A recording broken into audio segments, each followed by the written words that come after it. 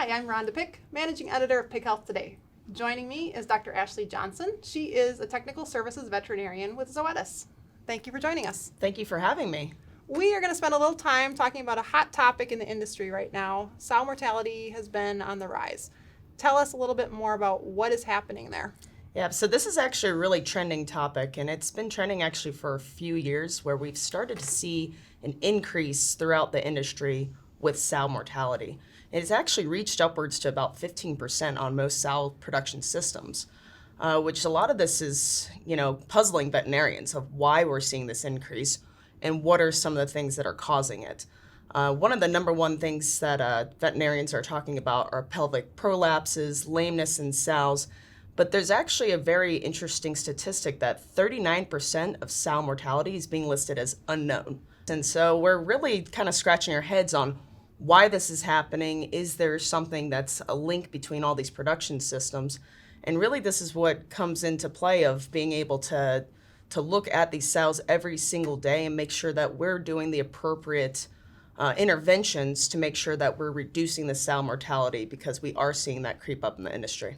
Are you finding any differences in the age of the sow that's more susceptible? What are the trends there? That's interesting because we did look to see if there was a parity kind of distribution on that. Yep. And I'll, from my personal experience and from a lot of veterinarians that I've worked with, it's been kind of across the board, which is what's kind of scaring us. And even with younger kind of gilts coming in, younger parities, we're seeing that increase in not just it being in older sows that we would probably maybe expect to see more of that lameness issues. So what are some of the contributing factors that are causing this rise? The education sometimes is a contributing factor.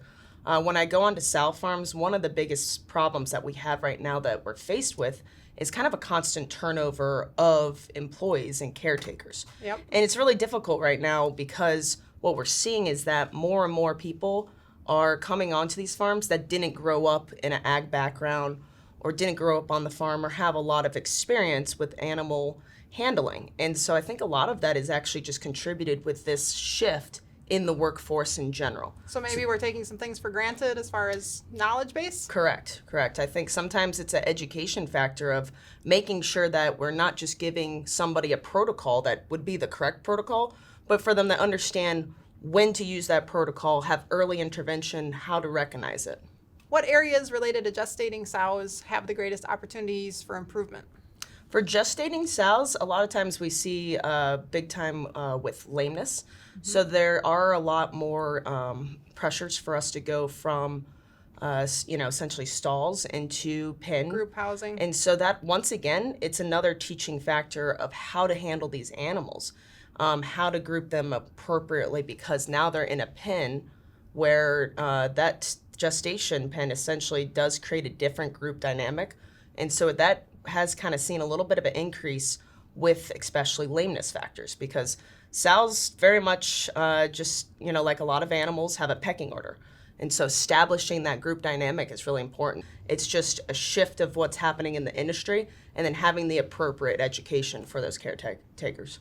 And so I think sometimes I see those areas opportunities of just once again recognizing that maybe the sow is a little bit sick or down and out, but we're not really seeing it because there's so many other things that's going on in that caretaker's daily operations.